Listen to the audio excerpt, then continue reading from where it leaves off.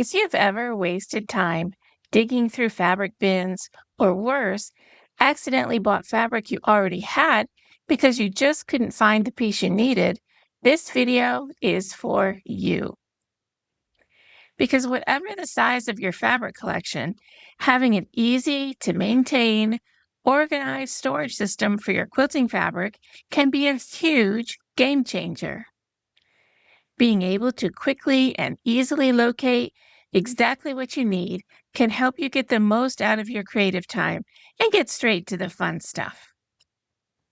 Hi, I'm Beth Ann Williams. Today I'll share with you how I like to store my yardage, whether it's a full-size bolt or individual cuts of fabric. I'll share my favorite way to store fat quarters and pre-cuts such as layer cakes, charm squares, and jelly rolls, and how I keep my fabric for ongoing projects handy and manage my scraps in a way that helps me actually use them. Are you ready to get started? Let's dive in.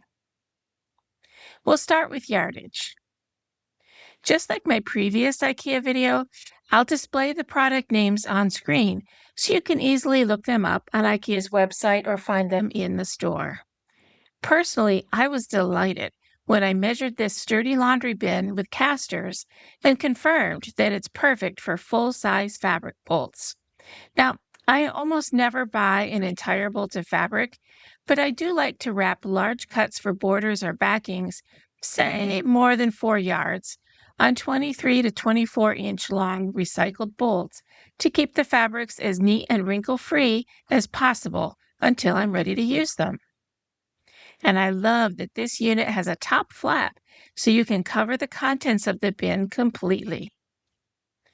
Moving on, here's my favorite way to store cut fabrics that run about ½ yard to 4 yards in length.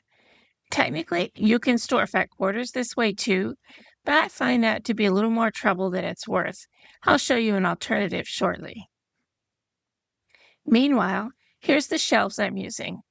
As I shared in my previous IKEA Quilting Solutions video, I love the Kallax units. They come in different finishes and a bunch of different configurations. You can choose from a ton of different door options, but I'm keeping it simple for now with an open back and front since I don't have to worry about direct light exposure where my fabric is stored. This one has 5x5 13-inch square units. And this one has 2x4 13-inch square units.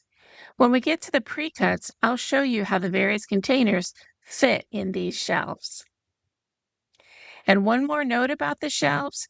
We purchased multiple packs of casters so that all my units are easily movable. Okay, as requested, here's how I wrap my fabric on acid-free comic book boards for easy storage. I use plastic clips to secure the fabric, and I recommend avoiding metal pins or paper clips as they may rust if it gets humid where you live.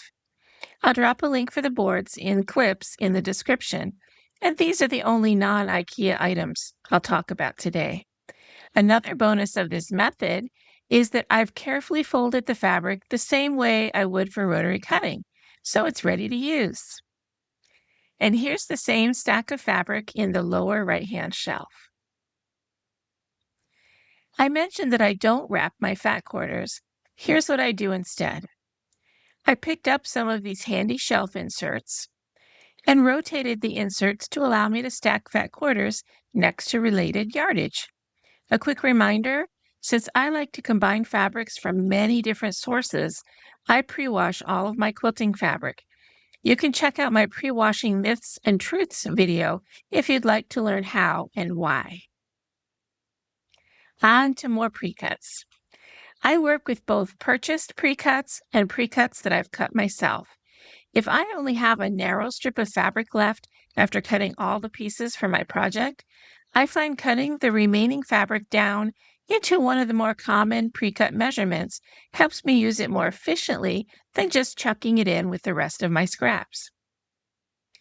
These stackable, clear boxes are sold for refrigerator storage, but they're a welcome addition to my quilting studio.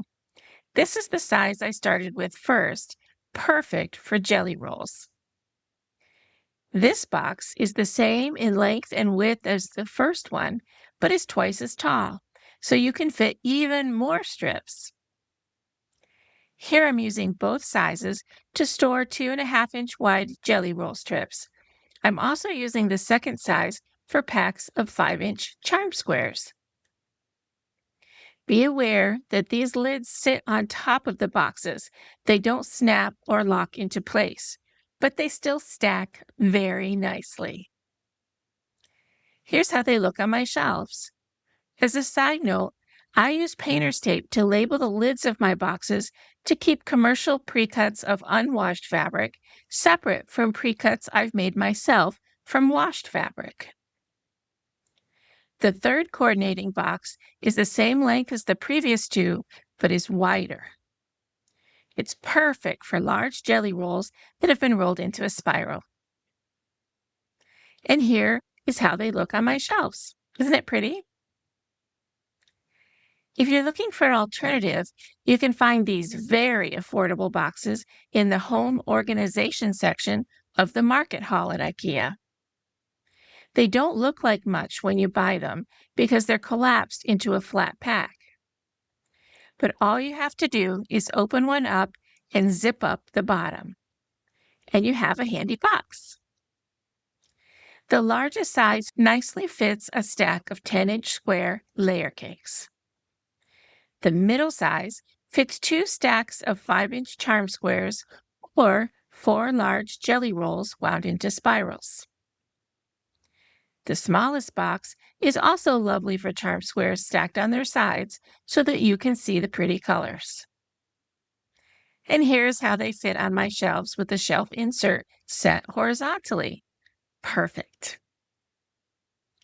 Okay, we're on the last set, project and scrap management.